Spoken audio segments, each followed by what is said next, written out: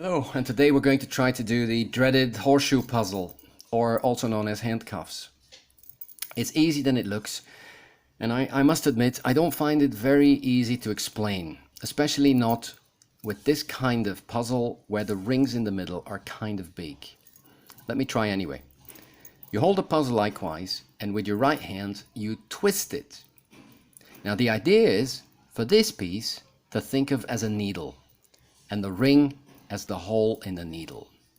Now, when you start twisting it, this piece should go in the ring, and the ring should go in the opening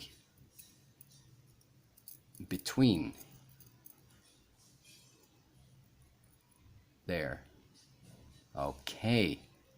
First part, so far, so good. Putting it back on, not as straightforward as it looks. You push it up, but then it falls off. So that doesn't really work. Let me show you again. You put it on here, you twist. Right. You twist the ring, and there you go. Okay, let me try this one more time. So remember, the big ring should be in the middle. This is your needle. This, the ring, is your hole. This is the opening where the ring should go. Now, twist it slightly. Ring in, needle. Fiddling around a bit.